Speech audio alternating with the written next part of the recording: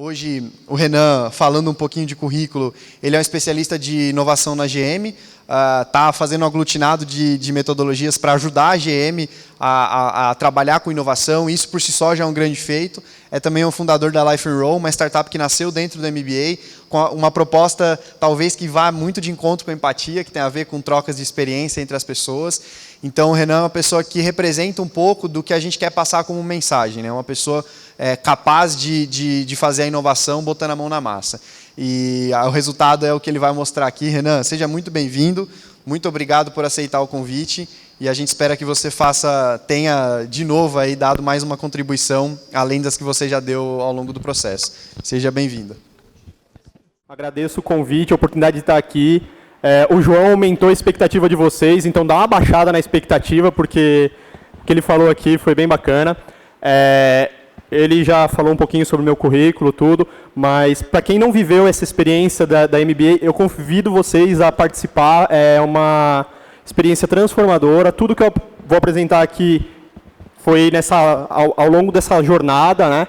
Mas eu não vim hoje aqui falar sobre inovação dentro de uma empresa multinacional. Tampouco vim falar sobre o modelo de negócio da Life and Roll, apesar de estar aqui fazendo uma propaganda, tá? Eu espero não desapontar vocês, mas eu vim trazer aqui algo que eu desenvolvi, um modelo mental que eu acabei desenvolvendo e que tem me ajudado bastante nessa nova era da humanidade. E eu resolvi compartilhar com vocês. Para ser bem honesto, vocês estão sendo os primeiros a terem contato com isso, além de mim. Então, em outras palavras, vocês são as cobaias. Mas eu realmente espero que vocês gostem, tá? Aqui são algumas informações, quem quiser tirar foto ou ler por QR Code, aqui é uma forma de vocês entrarem em contato comigo, tá? Antes de falar do modelo propriamente dito, eu gostaria de começar falando sobre uma realidade. Hoje, informação deixou de ser diferencial competitivo. Muito se fala, mas informação é a chave de tudo. Sim, ela é, de fato, matéria-prima essencial. Mas, graças a esses dispositivos que um monte de gente está com eles na mão aí, a gente tem a informação necessária a um clique de distância. Então, ela pode ser considerada como um commodity. Por quê? Todos têm informação na hora que precisa e de uma forma fácil. Onde está o diferencial nisso?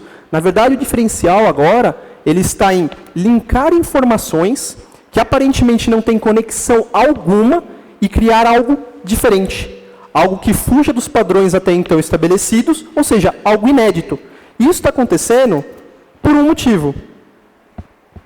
A gente está vivendo uma transição. Na verdade, a humanidade já passou por diversas transições e cada uma dessas transições trouxeram consigo desenvolvimento, aprimoramento, mas uns paradigmas para a sociedade.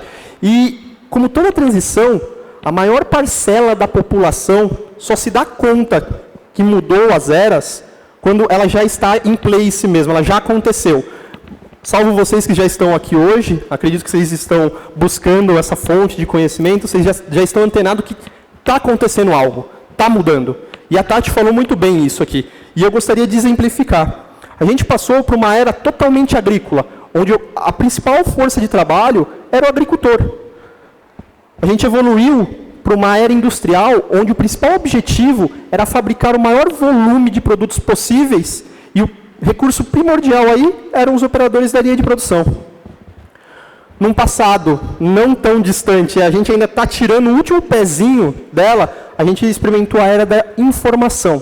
Ou seja, tudo que era processado, dados, o acervo propriamente dito, é o que marca essa era, né? E o principal recurso aqui são os trabalhadores do conhecimento, aquela pessoa mais analítica, que sabe ver de forma sequencial, que sabe trabalhar com padrão. Só que a gente está migrando para uma nova era, onde o contexto é totalmente diferente. Na verdade, aqui, essa era conceitual, muitos falam que é a era pós-digital, ainda não se chegou a uma definição propriamente dito, mas eu gosto muito da definição do Daniel Pink, que é a era conceitual, é onde a criatividade e a inovação se fazem presente. Elas são o diferencial competitivo. E aí, nada mais, nada menos, o recurso mais importante aqui é o profissional criativo que gera inovação. Só que, o que acontece? A gente tem um pequeno problema. Nós somos seres criativos Desde que nascemos. Quantos aqui tem filho pequeno em casa? Por favor, levanta a mão, só para eu saber. Beleza. Quantas vezes o seu pequenininho lá, a sua criancinha lá, deu uma solução para um problema totalmente diferente do que vocês imaginavam? Dá para levantar a mão só para eu ver aqui se... então, o que acontece? Isso faz parte da nossa natureza. A gente é muito bom em criatividade e resolver problemas. São duas coisas que a gente faz muito bem. Só que a gente é inserido num ambiente maior do que a gente, seja a sociedade, seja a escola, seja a indústria, e ele tem total influência sobre nós. E qual que é o problema? Nas eras anteriores, ele suprimia essa nossa capacidade de aceitar risco, de experimentar, ou seja, ele buscava sempre a mesma forma padronizada de fazer as coisas. Por quê? É mais fácil, o nosso cérebro interpreta melhor. O nosso neocórtex, ele assimila algo que não seja complexo, algo mais fácil. Então, as atividades fluem naturalmente. Eu não sou nenhum expert em neurociência, tá? Mas o que acontece? Quando a gente deixa de ter a criatividade, está tudo padronizado. E se a gente está migrando para uma era onde a criatividade é o principal insumo, como é que a gente vai resolver problema diferente se a nossa criatividade deixou de ser aflorada?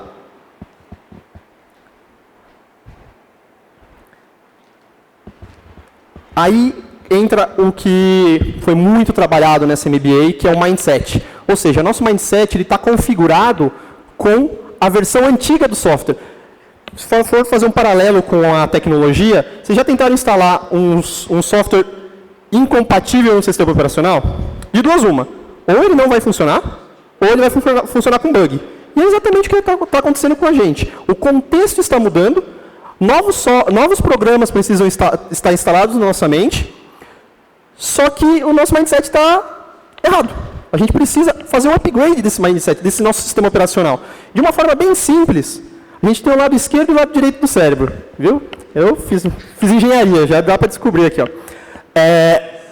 O que acontece? O lado esquerdo, ele é o lado analítico. Ou seja, aquele lado racional, que vê o mundo de forma sequencial, que usa a lógica para resolver os problemas. Em contrapartida, a gente tem um lado criativo, que é aquele lado que tem uma visão holística de tudo. Utiliza a intuição, vê a figura como um todo, experimentação. E qual que é o problema aqui?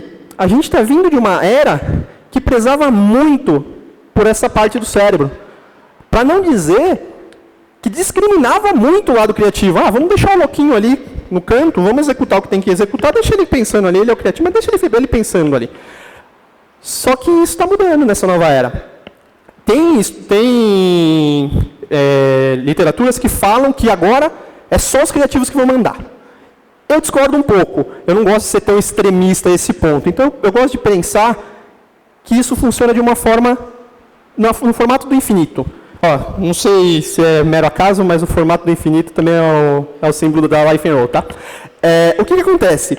A gente precisa, sim, do lado criativo. Por quê? Ele é o responsável pela criação. Explorar, sentir, visualizar, criar algo novo, criar um sentido, um significado diferente. Só que só a criatividade por si só não é inovação. A gente precisa do outro lado. Por quê? A gente tem que operacionalizar isso. E esse lado é fantástico. Ele consegue analisar, ser sequencial, dar sentido e dar a escalabilidade necessária que a gente precisa. Então, eu acho que é um fluxo completo que a gente tem que viver. Não pode ser tão extremista e falar, não, é só o lado direito, não, só o lado esquerdo. A gente tem que trabalhar em harmonia. É um equilíbrio. E aí vale a pena explicar um pouquinho a diferença entre essas três palavras que geram um problema absurdo. Todo mundo acha que ser inovador é sair tendo diversas ideias. Eu sou inovador. Por quê? Eu tenho ideia. Mas uma ideia sem ser posta em prática não é nada. Então, a criatividade ela é super importante, porque ela é matéria-prima, ela é a ignição para que tudo aconteça. Só que ela, por si só, não é a trajetória completa da inovação. A gente precisa, sim, dela para poder criar um significado diferente. Mas ela, por si só, não é inovação. Aí, beleza, ok. Então, eu vou executar isso daí. Só que se eu não despertar um valor agregado num público-alvo, num mercado, desculpa, mas eu também não gerei inovação. Eu acabei criando uma invenção. Eu tangibilizei minha ideia, eu fiz que ela acontecesse, mas ela só resolve meu problema. Não pode ser caracterizado como inovação. existem diversas invenções que, passado um determinado tempo, viraram-se inovações porque não estavam preparadas para o mercado da época. Estava num tempo errado. Um bom exemplo disso é o post-it. O post-it foi uma invenção que ficou sem utilidade por muito tempo, até que alguém entendeu um problema maior que ele conseguia resolver e despertou esse desejo no mercado. Então, a inovação nada mais é do que uma invenção que desperta o desejo no mercado. Eu gosto de simplificar um pouquinho ainda mais para ficar de fácil entendimento. Para mim, inovação é a solução de problemas relevantes de forma criativa. Ou seja, se é relevante, eu vou ter mercado. E se é criativa, é diferente. Então, eu vou dar novo significado. Pensando nisso, como é que eu reativo a minha criatividade, que foi suprimida ao longo dos anos, e alavanco a inovação? Desde pequenininho, eu sempre tive que fazer modelos mentais, porque eu tenho problema para assimilar algumas coisas. Meu cérebro ele trabalha 1000, então eu tenho que criar algumas coisas para me direcionar, né? Gente, informação e conteúdo é algo que não falta. Isso aqui, ó, são dados da semana passada, referente à palavra criatividade e inovação no Google. Olha o montante de informação que tem. Só que o nosso cérebro, estudos comprovam que ele não consegue assimilar um volume muito grande e nem complexo de informação. Então, o que eu pensei? Ah, beleza, li bastante, mas como eu simplifico? Simplifiquei, tirei uma essência, que são praticamente essas palavrinhas aqui que eu tirei de essência. Ó, empatia, como a Tati falou, está aqui no meio. Então, está bem relevante dentro da inovação. Só que só simplificar também não ajuda. Nosso cérebro é muito preguiçoso. O nosso neocórtex ele é preguiçoso demais. Você tem que agrupar. Você tem que fazer com que o conteúdo tenha um link e tenha um significado maior. Como é que vocês falam hoje o telefone? Vocês já repararam que vocês falam primeiro uma porção, depois uma porção e por último outra porção? Por quê? É mais fácil de assimilar. Então, o que eu fiz? Eu agrupei e, somando isso daqui, eu acabei desenvolvendo esse modelo, que tem me ajudado muito nesse processo, nessa transição de reativar minha criatividade e alavancar a inovação. Eu sou um poço de criatividade, né? Ó, modelo PEFAR. Por que PEFAR? Propósito, que é a essência, foco, ação e resiliência, que são as competências que ajudam a permear esse propósito. Eu fiz isso justamente para o meu cérebro assimilar de forma fácil e o que eu preciso utilizar ao longo da minha vida. E nos próximos slides eu vou explicar um pouquinho sobre ele, tá? O primeiro passo, que é o propósito, eu separei aqui em 2 slides, mas eu gosto de começar falando que o porquê ele é essencial. E por que isso? Hoje, a gente sabe muito bem o que e como a gente faz. Eu não sei se vocês conhecem o Simon Sinek, mas ele é o idealizador do Golden Circle, e eu tenho utilizado muito isso antes de realizar qualquer atividade na minha vida. O what e o how, aqui, o que e como, a gente sabe muito fácil. Por quê? É assimilado pelo nosso neocórtex, que é responsável por assimilar algo que já está mais mastigadinho, não é tão confuso. Agora, o porquê a gente faz, ou seja, qual a motivação, meus valores, o que eu acredito, pelo que eu sou apaixonado, ele é processado pelo nosso sistema límbico, que é aquele sisteminha emocional. Então, ele tem uma conexão muito mais forte com o indivíduo, e aí você passa a se motivar. E eu gosto muito dessa frase aqui, né? Trabalhar duro em algo que nós não acreditamos é estresse. Agora, se você trabalhar duro em algo que você realmente acredita, é paixão. Vocês já repararam que quando vocês estão fazendo algo que vocês dão valor, vocês acreditam que faz sentido para vocês, vocês trabalham com muito menos esforço e com canalização de energia muito melhor?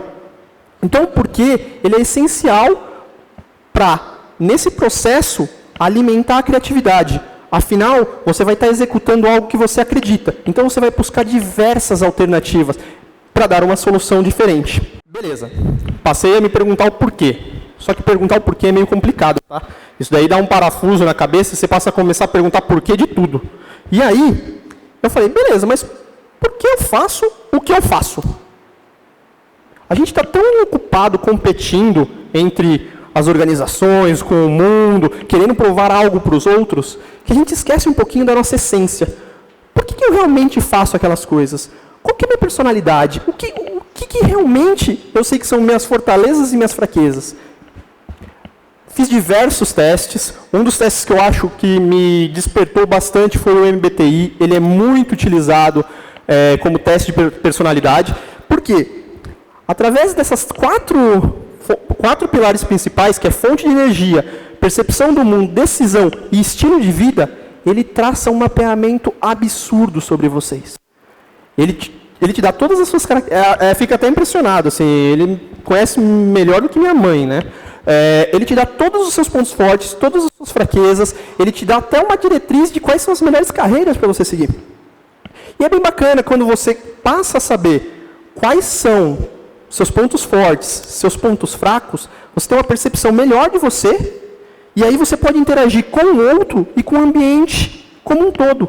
Porque você já sabe quem é você sabe a sua identidade no mundo, e aí você vai estar inserido nesse ambiente um pouco maior.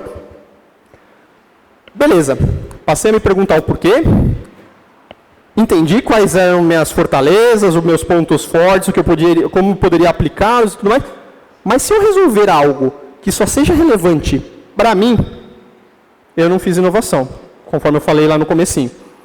Então, qual é o objetivo do propósito? O propósito, na verdade, é você juntar o porquê, a sua motivação e as suas habilidades, talentos e anseios para criar uma proposta de valor maior, que atenda não só às suas necessidades, mas uma necessidade maior para despertar o desejo do mercado e aí sim virar inovação. Só que para fazer isso, eu preciso de algumas competências. E a primeira competência que me vem à mente é o foco. Eu não sei se todos conhecem o Daniel Goleman, mas ele é um cara extraordinário, ele escreveu muito sobre inteligência emocional, e o foco, ao contrário do que a gente pensa, ele não é só baseado na nossa concentração. A gente tem diversos tipos de foco. Diversos. E aí o que eu fiz? Eu agrupei e separei em duas vertentes, tá? Então, essa primeira porção de foco está bem relacionado com como entender o problema, como eu descubro um problema que seja relevante, ou seja, seja robusto. E aí, através desses três focos, o foco interno, que eu passo a saber, perceber como eu me sinto, perceber o mundo, eu consigo analisar, ok, como é que esse problema me afeta? O que eu sinto sobre esse problema? Vale a pena ser resolvido? Vale a pena. O primeiro passo é você acreditar. Por quê? Se você nem você acredita no que você precisa resolver, dificilmente o outro ou o contexto geral vai acreditar. Então, o primeiro foco que eu selecionei, que fala bastante no livro do Daniel Goleman, é o foco interno. Você ter essa percepção de que o problema é relevante. Mas você primeiro, você como indivíduo. Porque um problema, ele só é um bom problema se ele for comum, frequente e valer a pena ser resolvido. Isso migra a gente para o outro foco, que é o foco no outro. A Tati deu uma aula excepcional aqui de empatia. E é justamente isso, o foco no outro é a empatia. Eu preciso me colocar no lugar do outro e enxergar o mundo, nesse caso, enxergar o problema pela perspectiva do outro, se isso é relevante para ele. E, por fim, o foco externo. A gente tem que entender que a gente está num ambiente muito maior, né? Então, analisar como que o problema está sendo tratado, ou se está sendo tratado, e propor uma forma diferente. Eu acredito que, através desses três focos aqui, seja possível criar um problema mais robusto, que seja mais significativo. Por quê? Porque você está atingindo em três esferas: o indivíduo, o grupo e o ambiente. Então, você cria um contexto que seja mais significativo. E isso remete a gente a outra porção do foco. Beleza, identifiquei qual que é o problema relevante, mas se eu não canalizar para criar uma proposta de valor adequada, ele pode ficar só no problema. Então, aqui a gente tem três outros focos que ajudam bastante a gente a perceber uma proposta de valor adequada. Por quê? O presença aberta, ele é um foco diferenciado. Na verdade, você tem que estar aberto a maior quantidade de informação possível para preencher as nossas prateleiras do cérebro de informação e disponibilizar um acervo adequado para o cérebro buscar essa informação. Ou seja, a gente busca no nosso cérebro através de estímulos. Então, se seu cérebro tiver armazenado, dentro do seu cérebro tiver armazenado diversas informações, a chance de você criar algo mais relevante é maior.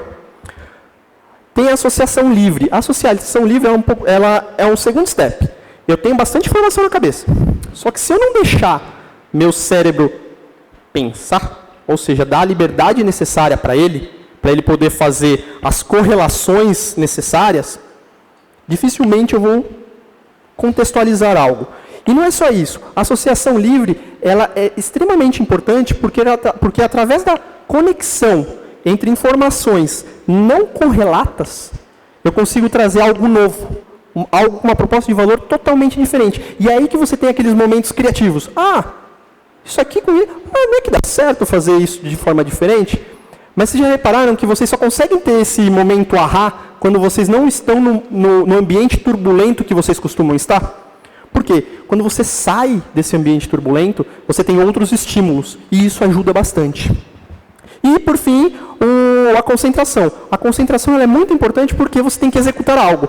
Ela serve como uma priorização, ou seja, você canaliza seus esforços para realmente pôr em place o que você precisa fazer.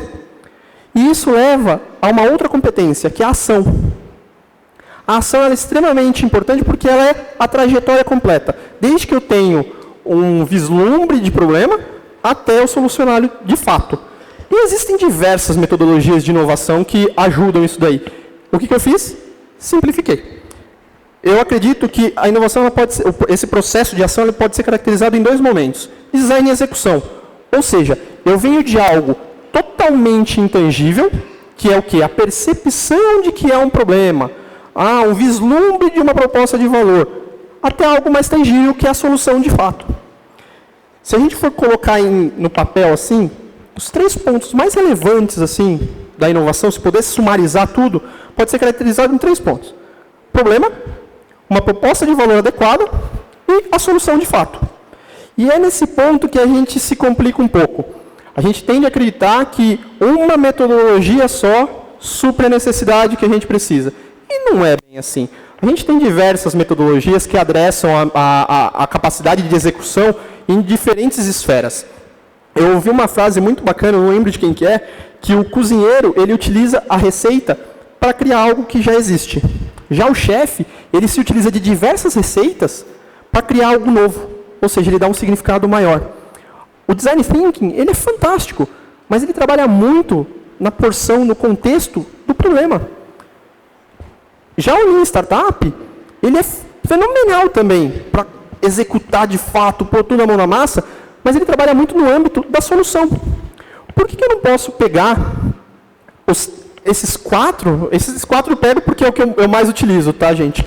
Por que eu não posso fazer o melhor que tem entre os 4 e criar algo mais robusto, que eu consiga sair do meu conceito à minha solução? Então, o processo de ação é isso, é você ter a capacidade de tangibilizar a sua ideia em algo que vai despertar o interesse pelo mercado. E você tem muita ferramenta para te ajudar. Muita. Quando a gente segue processo, é muito mais fácil realizar as coisas. Aqui, a mensagem dessa competência é que a gente pode analisar o que tem disponível na nossa mão, criar uma correlação e utilizar isso como vantagem para a gente. E, por fim, a outra competência que eu gostaria de falar é a resiliência. E nada melhor do que falar essa frase do Mandela. Eu nunca perco. Ou eu ganho, ou eu aprendo. A gente vive numa sociedade em que a gente, desde pequenininho, é ensinado que errar é ruim. Por quê? Você é deixado para trás. E não é bem assim. Errar faz parte do aprendizado. Quem nunca errou, nunca tentou algo novo. E quando a gente está trabalhando com inovação, errar é normal, desde que você erre rápido. Por quê? A chave aqui é você enxergar o erro, a falha, com uma outra perspectiva, com uma forma de aprender o que eu posso melhorar. Conforme você erra, você tem que utilizar essa competência da resiliência para quê? Para se recuperar e aí escolher 2 caminhos. Ou você adapta o que você está fazendo, ou você transforma, ou seja, revoluciona. O que não dá para acontecer é você continuar errando ou desistir de vez. Porque a resiliência, essa competência de resiliência, ela vai te acompanhar em todo o processo de inovação. Todo o processo, desde a concepção da ideia até a tangibilização de fato. Eu digo isso porque meus sócios estão aqui da Life &O, a gente pivotou diversas vezes. Só que se você não tem essa resiliência, fica difícil, você ou acaba se perdendo ou desistindo. Então, a resiliência faz muita parte desse processo, por isso que o modelo que eu criei tem no centro o propósito e mais 3 competências para a gente ajudar a atingir o propósito, ou seja, a canalizar o que a gente precisa para ser feito. Bom, eu falei demais, eu falei rápido, é que na verdade eu tive que sumarizar um workshop de praticamente 24 horas e em 30 minutos é difícil, ele está querendo me matar aqui, já está com a plaquinha de 25 minutos. Mas se eu pudesse deixar uma mensagem para vocês, eu gostaria de dizer, em breves palavras, descubram o seu propósito. Por quê? Ele vai romper a primeira barreira, que é a barreira de medo de errar, de aceitar riscos. Quando você descobrir a sua real motivação, você vai passar a ser mais criativo e vai se empenhar mais. Por quê? Você vai estar trabalhando em algo que você gosta, você vai estar executando algo que você gosta. Tenha foco. Para quê? Para você criar algo que seja relevante não só para você, mas para o outro e para o ambiente como um todo. Ainda com foco, esteja aberto ao maior número de informações e experiências possíveis. Para quê? Para preencher nossas prateleiras de cérebro e dar o acervo necessário para ele configurar uma proposta de valor totalmente inédita. Lembre-se que a ação é o que vai te levar do lado intangível ao lado tangível. Ou seja, você vai sair do conceito e vai realmente executar o que precisa ser feito. Você vai resolver o problema e vai despertar o interesse no mercado. E por último, a resiliência, que vai te ajudar a errar, mas aprender e recuperar-se para tentar adaptar ou transformar a sua proposta de valor. Bom, era isso que eu tinha para deixar aqui para vocês, mas eu espero que vocês saiam daqui com muito mais perguntas do que só respostas. Por quê? O objetivo aqui era instigar a curiosidade de vocês que dá para fazer diferente. Dá para encontrar um propósito, dá para você executar o que é necessário e solucionar problemas de forma criativa. Então, era isso. Obrigado. Desculpa se eu falei muito rápido. Enfim.